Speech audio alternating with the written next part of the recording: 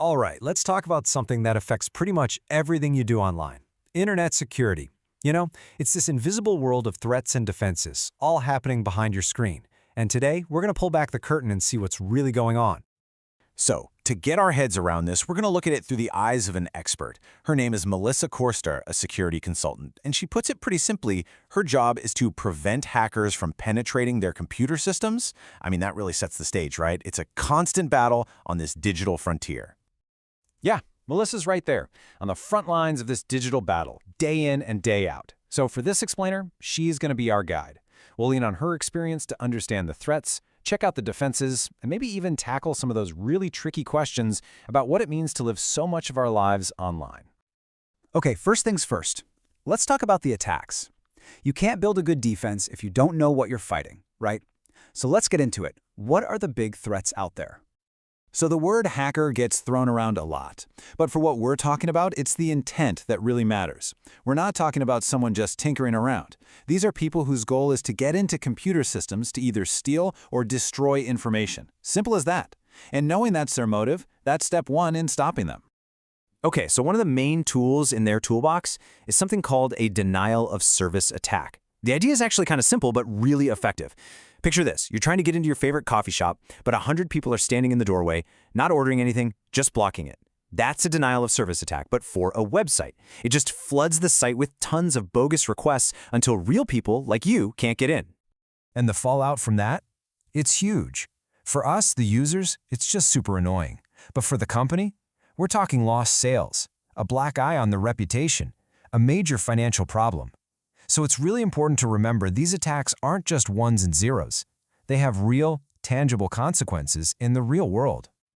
And then, of course, there's the old classic, the computer virus. You can think of it like a digital cold. It's a small bit of code that's designed to do one thing: make your computer sick, make it malfunction.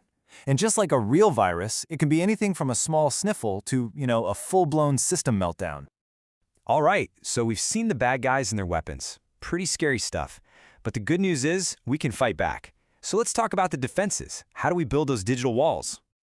You've probably heard of the big two, right? Firewalls and antivirus. Think of a firewall as the bouncer at the door of your computer network. It checks everyone's ID and decides who gets in. Then you've got antivirus software, which is like the security guard walking the floor inside, always on the lookout for trouble. Okay, so that's great for protecting your computer itself. But what about your actual information? When you buy something online and type in your credit card number, what keeps that safe while it's flying across the internet? What stops someone from just grabbing it? The answer is something called encryption. It's really a brilliant idea. Basically, it takes your secret info and scrambles it into a code that's completely unreadable to anyone else. It's like writing a letter in a secret language that only you and the person you're sending it to can understand. So let's walk through it. You're online, you're about to buy something. The second you hit enter on your credit card details, they don't just get sent out as they are. Nope, they're instantly scrambled into that secret code. Then the coded message is sent, so even if a bad guy manages to intercept it, all they see is a bunch of random nonsense, totally useless to them. And that's why encryption is one of our absolute best weapons against cybercrime. It's like an invisible suit of armor for your data, protecting it on its journey across the internet. So, protecting ourselves from criminals. That seems pretty straightforward, right? But things get a lot more complicated when we start asking who else might want to look at our data. And that brings us to the big dilemma, this constant push and pull between our privacy and our security. Think about this for a second. Every click, every search, every purchase you make online, it all leaves a trace, an electronic trail. It's a digital footprint that maps out who you are, what you like, what you think. And that trail it's incredibly revealing.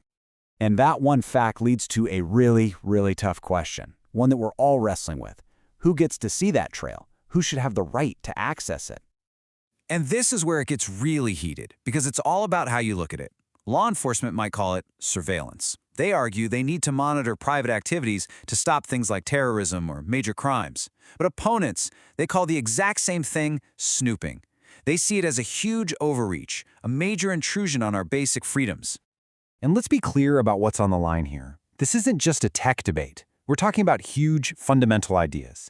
Things like your right to privacy, to confidentiality.